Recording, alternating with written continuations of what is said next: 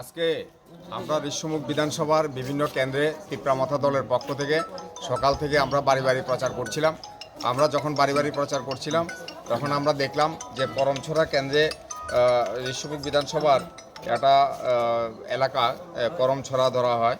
ওই এলাকার মধ্যে আমরা যখন ডোর টু ডোর প্রচার করছিলাম তখন বিজেপির বাইক বাহিনী সেখানে আমাদের উপর আক্রমণ করার চেষ্টা করে এবং গ্রামের মানুষ সেখানে বেরিয়ে এসে প্রতিরোধ করলে বিজেপির বাইক বাহিনী প্রতিরোধের মুখে ফেলে তাদের বাইকটা ফেলে সেখান থেকে চলে যায়।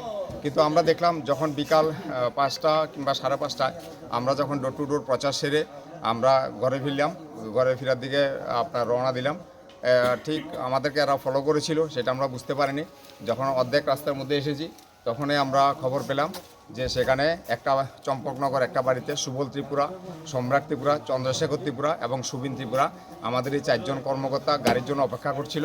তখন ওই এলাকার বিজেপি দুষ্কৃতিকারী রাজ্য ত্রিপুরা এবং প্রদীপ ত্রিপুরা এরা এদের উপর ধারালো অস্ত্র নিয়ে লাঠি নিয়ে আক্রমণ করে এবং আমাদের সুবল ত্রিপুরাকে মারাত্মকভাবে আঘাত করে এবং বর্তমানে ওকে কর্তব্যরত চিকিৎসক নন্দিতা ত্রিপুরা মহোদয়া সেখানে আগরতলা জিবি হাসপাতালে রেফার করেছে এবং সম্রাট ত্রিপুরার চোখে মুখে আঘাত লেগেছে। আর বাকি 2 জনও প্রাথমিক সামান্য আহত হয়েছে। কিন্তু সুবল ত্রিপুরার অবস্থা সাংঘাতিক গুরুতর।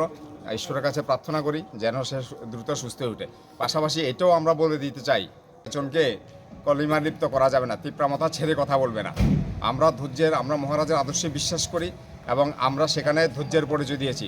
বারবার যদি তিপ্রামাথার উপর এভাবে আক্রমণ করা হয় তাহলে তিপ্রামাথাও থেমে থাকবে না। আমরা রাজ্যের শান্তিপ্রিয় গণতন্ত্র মানুষের কাছে একটাই আবেদন করব, আমরা আমাদের গণতান্ত্রিক অধিকার প্রয়োগ করেছি, আমরা ডোর টু ডোর ক্যাম্পেনিং করেছি, কিন্তু এইভাবে যদি আমাদের কর্মীদের এইভাবে আক্রমণ করা হয়, এইভাবে আমাদের কর্মীদের প্রাণঘাতী আক্রমণ করা হয় তাহলে কিন্তু আমাদেরকেও ভাবতে হবে। এটা থানায় মামলা হবে? হ্যাঁ, অবশ্যই থানায় মামলা হবে। আমরা এখন ওকে জিবি হাসপাতালে 3 জন, আমরা এর মধ্যে একজনের আঘাত গুরুতর হয়, ওকে জিবি হাসপাতালে রেফার করা হয়েছে। আমরা এখন আগে রুগীটাকে শুশ্রূষার ব্যবস্থা করছি। আমরা আগামীকালকেই থানাতে মামলা করব। কারা আক্রমণ করতে পারে?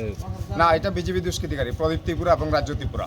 এখানে এরা চিনতে পেরেছে এবং ওই এলাকারই একজনের নাম প্রদীপ ত্রিপুরা এবং রাজ্য ত্রিপুরা, এদের নেতৃত্বেই এখানে আক্রমণটা সংঘটিত হয়েছে। এটা ঋষ্যমুখ বিধানসভা কেন্দ্রের চম্পকনগর এলাকায়।